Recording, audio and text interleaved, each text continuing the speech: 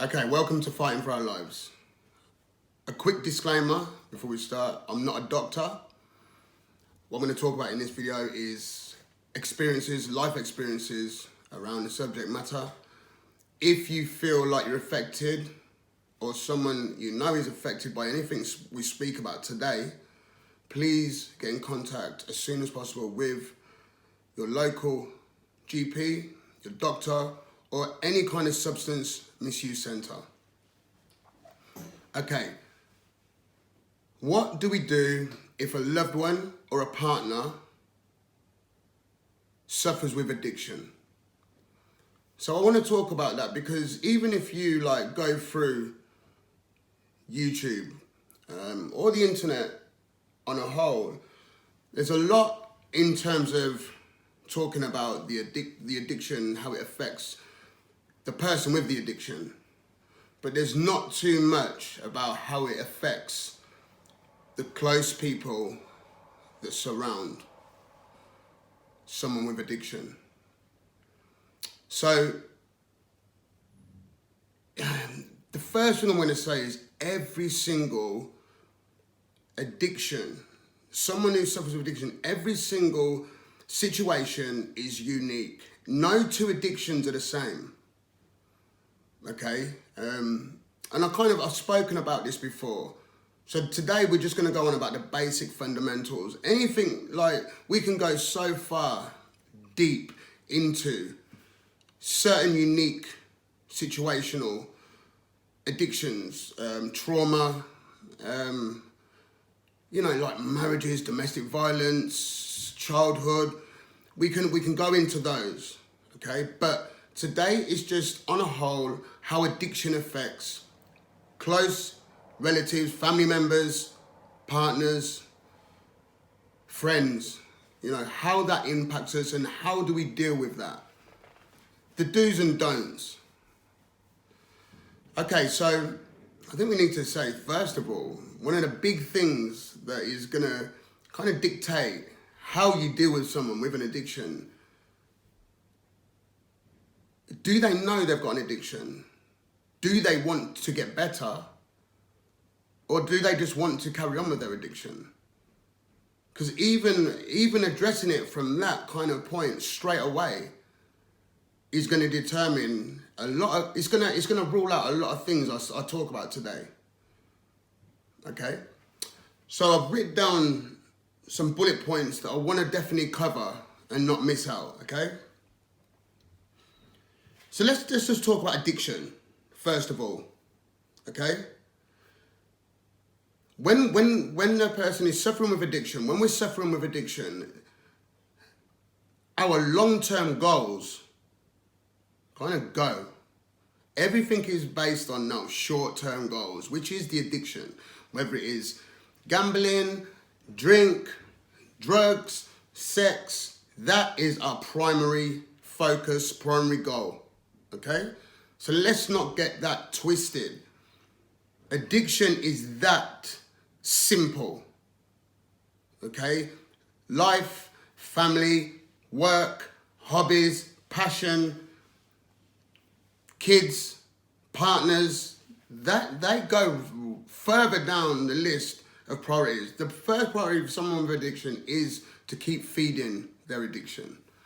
Okay, and we have to take that in. A lot of us, we get sentimental about it. We kind of hope for the best. We allow our emotions to dictate over what's the right things to do. Okay, and you need to be clear from day one in that. Okay? You're going to go through a lot. You're going to go through hell with someone with an addiction.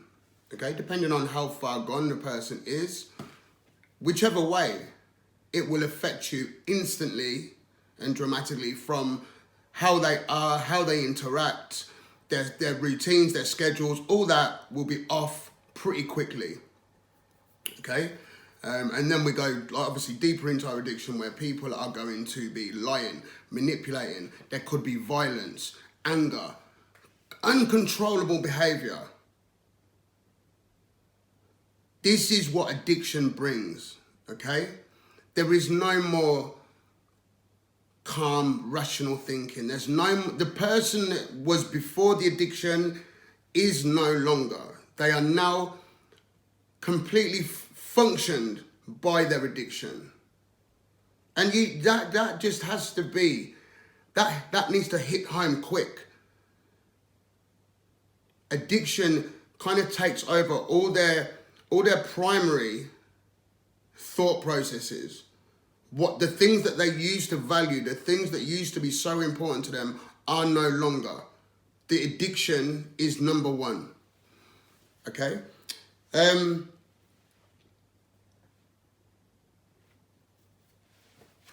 You could say that there's certain times when, if it's your partner, your son, brother, sister, they're going to manipulate you. They're going to tell you everything you want to hear. They're going to stop. It's not as bad as it is. It's somebody else's fault. You're going to go through the mill of crap and excuses on why you should allow them to carry on. Okay? They will ask you for money. They will ask you for somewhere to stay. They will ask you, if you're watching this, you will understand the things that they ask, the things that the addict will put onto you, the emotional blackmail. You cannot get involved in that. You can't allow that manipulation, that control, the blackmailing. You cannot allow that. Because this will severely impact you on your own personal level, and then how you interact with other people and how you function as a simple adult. This will impair that massively in allowing the addicted person to manipulate and control you. Okay? There has to be that point of separation. It reminds me of a time where there was a guy I used to know, and it was from a family, a very good family, church-going family. Everybody worked, quite well off. He had his issues and ended up with a serious addiction. So his family had no idea how to deal with that. His mum, bless her heart, thought that if she had him in the home and went out with him to go and get the drugs, that it would be safer and easier. And I'm sure there's many people who are doing that now and think that, well, it's better off that I'm there with them and I'm getting it and I'm monitoring how much they're getting, rather than they're out in the street. I don't know what's going on. I don't know, are they going to get killed? And so on. In this certain situation, his mother, one day, he got up and he was going on, oh, I'm ill, Mum, please. And she was actually doing something. She had a lot of things to do. And he kicked up. He actually started hurting himself. Just like the manipulation, the blackmailing. She gave in to him and just said, right, I'll go, ring your person, I will go and get you what you're going to get. This needs to stop. Cut a long story short, the mother brought him the drugs that he took and overdosed and died with, okay? And the reason that I talk about that is because I know that there's a lot of families and partners who are doing the same, who would do the same. Understand me, you would not live with yourself. Be you the one that brought the drink, the drugs, or whatever it was that killed your partner, your son, your brother, sister, and so on. That is no good idea. Let's rule that one out. Underline that one. That's a no-no. Okay?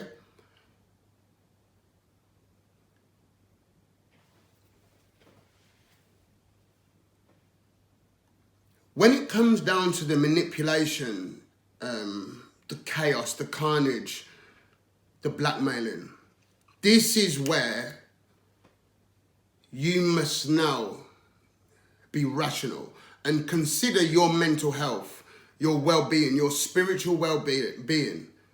You must prioritize that for you to be any kind of value to them or yourself. Now, remember what I said about every situation is unique, okay? You must realize that addiction will ruin the whole family. It will impact in how you are with your partner, with your friends, with your family, with your work, if you're not careful. And the addicts will allow that, see that destruction, and happily go with it, as long as you're feeding them what they want and what they need. Okay? We're talking about addiction. You must separate that emotional tie to the person that you knew before. This is not them. They're now controlled by the addiction. Okay? I would suggest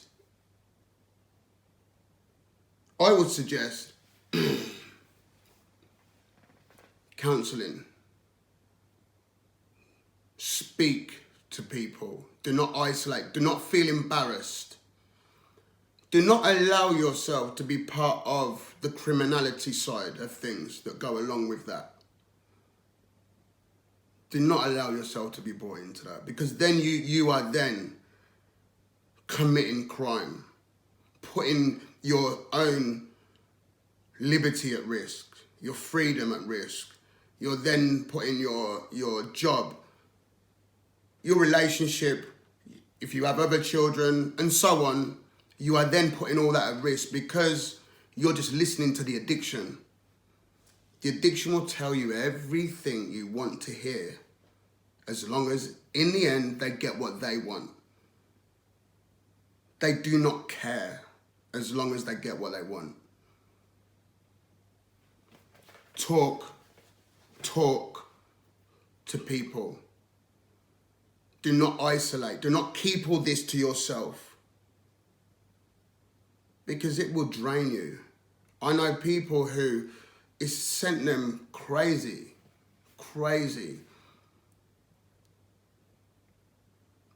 They don't know where the partner is. They don't know where their son or daughter is staying. They've heard that they're in a really dangerous and rough area. Okay? So, your natural reaction, I need to go and get them and bring them with me. You're bringing an addiction with you, a dangerous addiction with you. You're bringing a whole lot of problems into your home. And this is why you need to stay rational, because if you just base your day on interacting, listening, talking, thinking about this person with the addiction, they will have you under control. They will manipulate you. And if you allow yourself to get so far, so deeply into that, you will end up losing things because of it. I know people who have had children who have lost their relationships. Their other children don't speak to them anymore. They've lost jobs. Because they've been caught taking a person to go and get drugs or whatever. Been stopped by the police. They're both carrying drugs with them. Or you're allowing them to bring drugs into the home. The police come round. You've now got someone who's selling drugs, taking drugs in your house with other minors, other children around, vulnerable people. I have to be graphic and realistic in what I'm talking about now, because it is no joke. The carnage that I have witnessed in the addiction minefield of craziness, insanity, pain, hurt, There is nothing that won't happen. No worst nightmare that won't happen. But you cannot help them prolong their addiction. You can't do that. You can't be somebody who helps them in their addiction, helps them continue in their addiction. Because you feel sorry, you feel pain, you feel hurt, you don't want them to go through no more trauma. Listen to me. Think about this rationally and logically. Whether they're with you or whether they're out there running around getting drugs, either one will kill them in the end.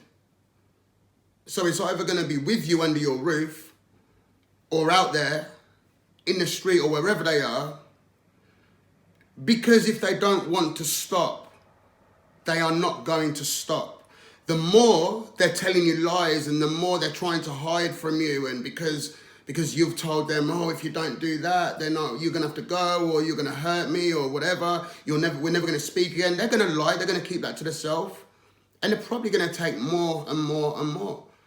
And their criminality, their shadiness will just become underground, and they'll just do it in the shadows.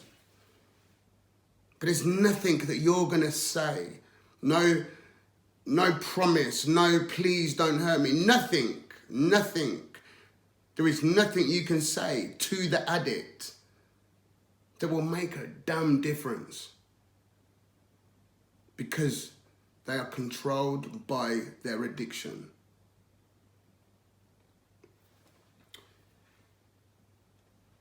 It sounds like doom and gloom, okay? It isn't. It isn't doom and gloom. But it is that bad. It is that chaotic. It is that scary. Okay? You've got things you can do. Okay? You can be with them while they make their appointments, while they register with drug and misuse centres, while they go to their appointments with the doctor. You can help them. You can go there. You can take them, make sure they get to their appointments. You can take them so they go and get their medication, whatever they need. You can take them to the rehab centre. You can speak to them. You can be supportive morally. You can support them. But it has to be from a distance, because remember, the only way that they are going to overcome their addiction is because they 110% want to. You can go onto the internet, you can speak to people, you can speak to mothers who have lost their children, you can speak to people who have lost their partners because of addiction. Addiction takes lives. Easily, comfortably. So if you think about something is that powerful, they will tell you everything and anything. I call it, it's like the devil to me.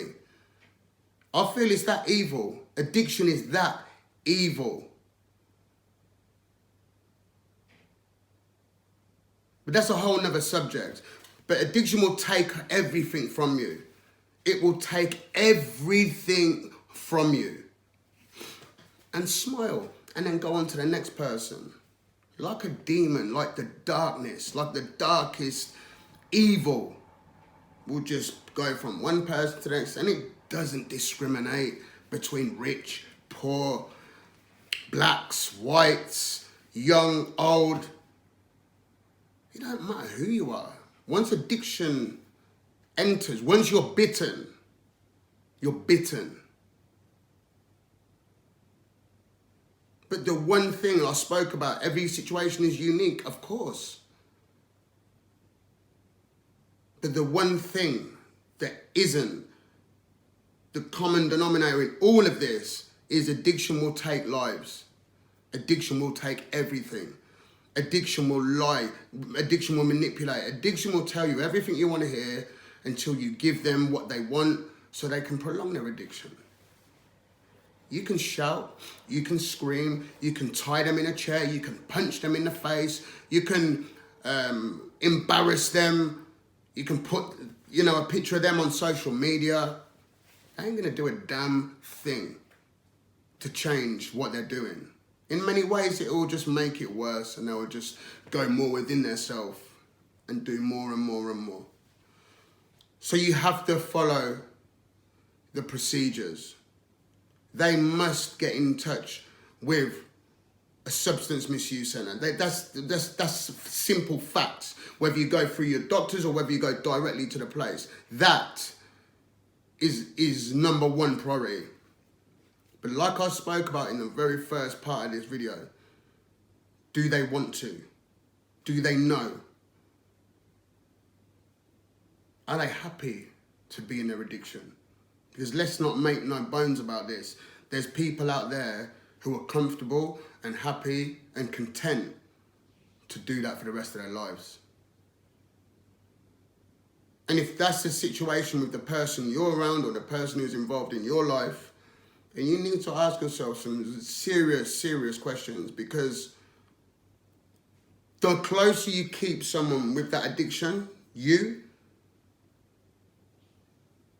holding on to something that can take everything from you and tear everything that you've built in your life apart.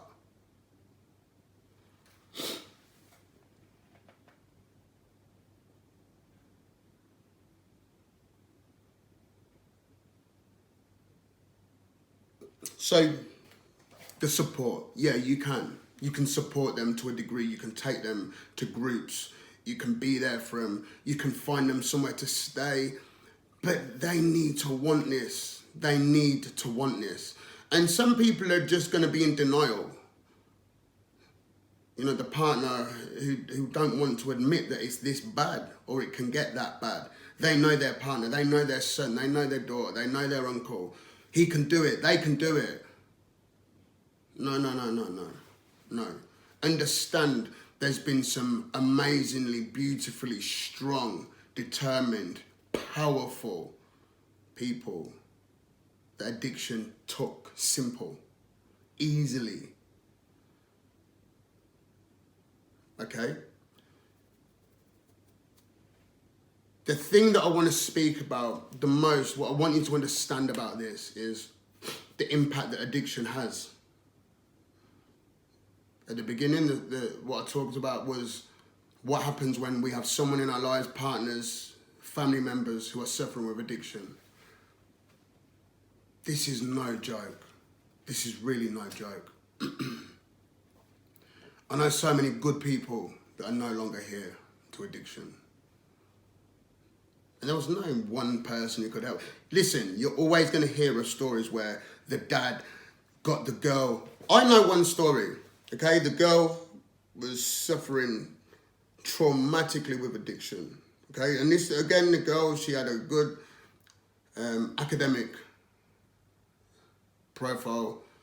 She went to university, but she got caught up with addiction. She was the only child. Her mum and dad didn't know what to do. So one day, what they did, they waited till she was ill. She was in her bedroom. She lived at home still. They didn't know what else to do, obviously. She fell asleep. So what they did, the dad took her, put her into the bathroom. She had no clothes on, handcuffed her to some part of I think it was the sink, at the back of the sink.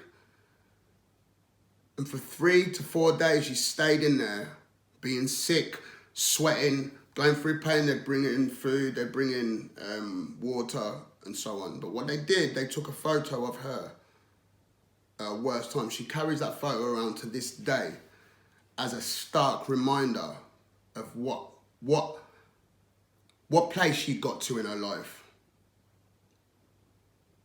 So you can hear them stories of, you know, of people doing something that stops, but they're few and far between.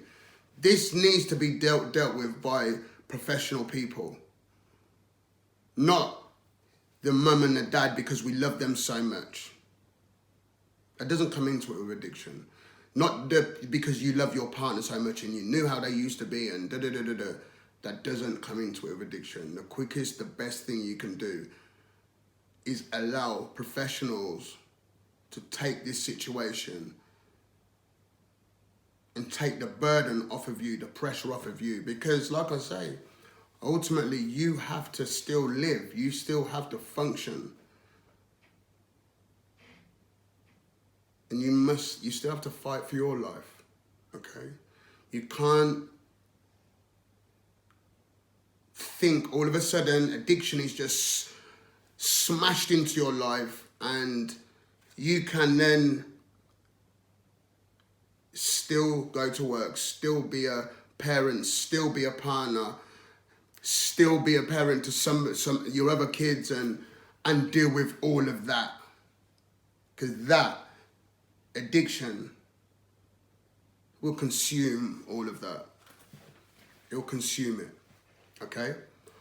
So, obviously I've spoke about, it's quite brief really in terms of what we could go over, but if you are struggling with a partner, a family member, with an addiction problem, there is groups, there's phone numbers you can ring, you can log into, families with addiction, families with abuse of addiction, and so on. You just Google it. Just go onto the internet.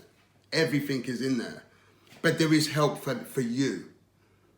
There isn't just help for the person with the addiction. There's help with the family members, the partners as well, the brothers, whoever you are. There is help as well. The best thing you can do is start understanding about addiction. Once you understand about addiction, you will know what you need to do and what you don't need to be doing anymore. But if there's one thing I can say before I finish this video, please do not be the partner, the parent, the brother, the sister that goes out, buys the drug that they crave, that they want, that they won't stop going on about. They're screaming in agony, pain, and you go and give them the thing that ends their life. Because trust me, that will be way, way worse than your worst nightmare. Keep fighting. Do never stop fighting. But remember, to be at our best, we need to ask, we need to reach out, we need to accept unconditionally the situation that we're in. This has been Fighting for Your Lives. If anyone has any subject matter that they want me to talk about, just write in the comments, okay? And that's not an issue, okay? Take care and keep fighting.